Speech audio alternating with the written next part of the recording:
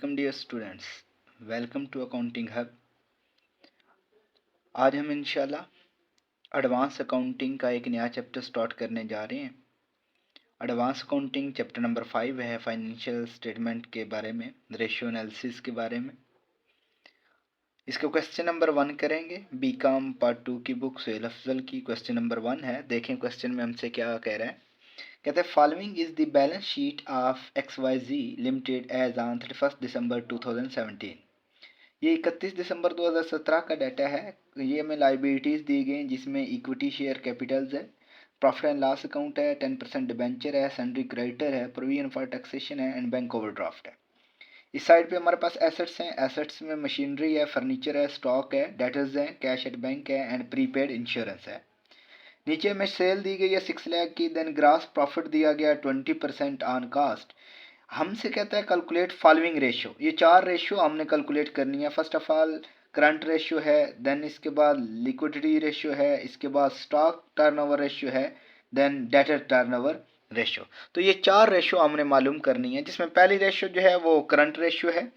अगर हम current ratio की बात करें तो करंट रेशियो का हमारे पास फार्मूला ये होता है। करंट रेशियो, इसका फार्मूला होता है current assets divided by current liability.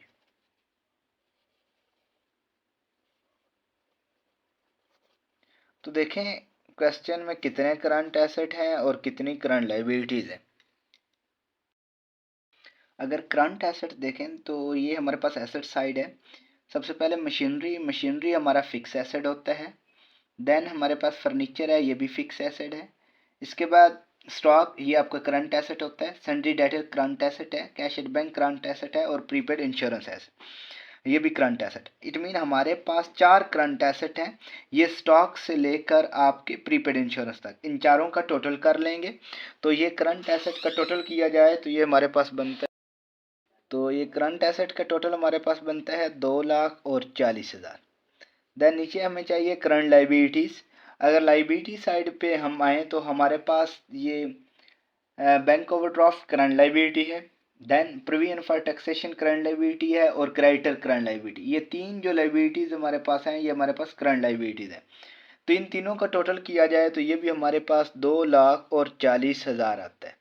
इन दोनों को डिवाइड करें तो जो करंट रेशियो आपकी आएगी वो 1:1 है। तो ये पहला पार्ट हमारा करंट रेशियो का था जो कि 1:1 है। देन इसके बाद नेक्स्ट देखा जाए जो हमसे डिमांड की गई है वो है लिक्विडिटी रेशियो। लिक्विड रेशियो के बारे में है।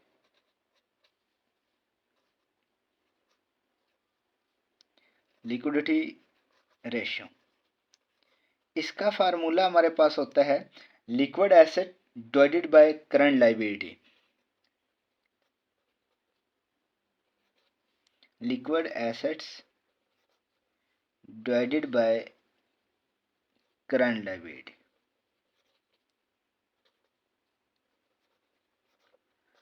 देखें लिक्विड एसेट कौन से होते हैं, वर्किंग कर लेते हैं यहाँ पे। इसके लिए लिक्विड एसेट,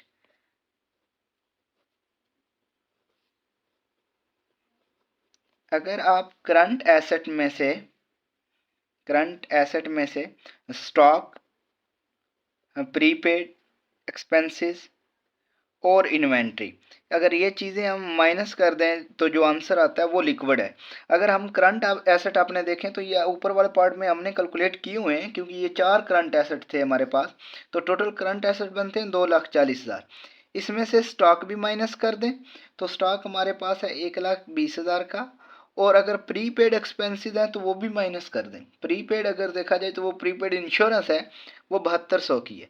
तो ये दोनों अगर माइनस कर दें जो आंसर आएगा वो आपका लिक्विड एसेट कहलाएगा।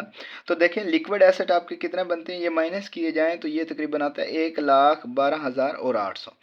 हमारे पास जो लिक्विड एसेट हैं वो 1,12,800 हैं। डिवाइड हमने करना है करंट लायबिलिटी पे।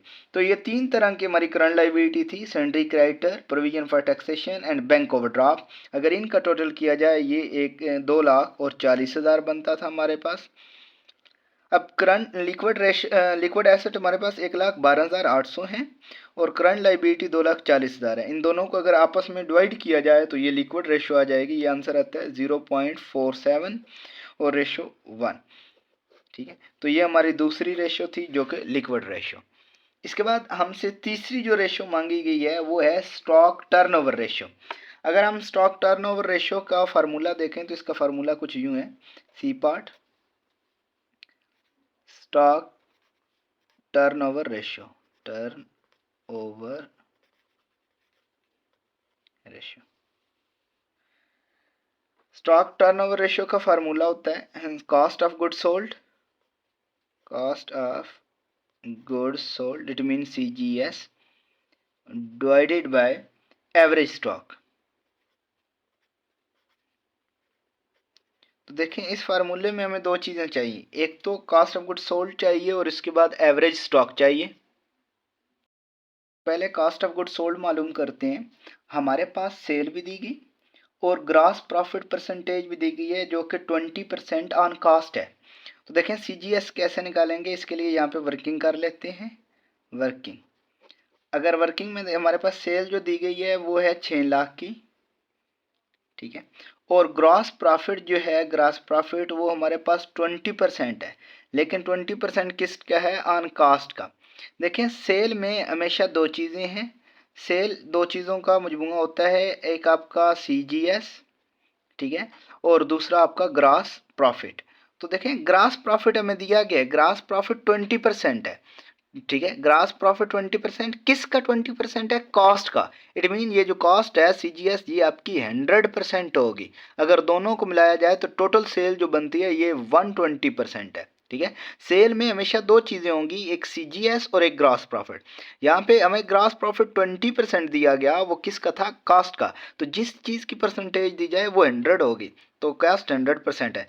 यहाँ पे अगर हम CGS निकालना चाहें तो देखिएगा CGS कैसे निकालेंगे, cost of good sold is equal to, देखें कास्ट ऑफ गुड सोल्ड का कितने परसेंट है, 100% है, कितने में से, 120 में से, किस पे, सेल पे। यानी सेल का अगर हम पोर्शन किए जाएं, टोटल सेल जो है वो 120% है, जिसमें 100% जो है वो कास्ट है।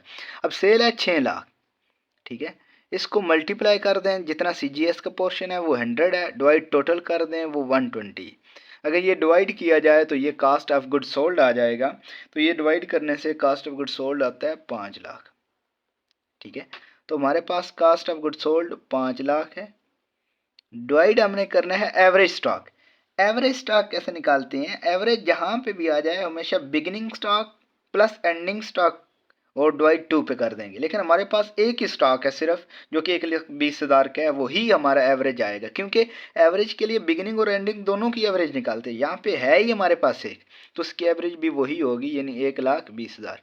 अगर इन दोनों को डिवाइड किया जाए तो ये हमारी बन जाएगी। तो ये तकरीबन 4.17 टाइम जो है ये रेशियो आपकी है। तो ये तीसरी रेशियो थी जो कि स्टॉक टर्नओवर। इसके बाद चौथी रेशियो उसने हमसे डिमांड की है डेटर टर्नओवर रेशियो। तो देखें डेटर टर्नओवर रेशियो कैसे निकालते हैं।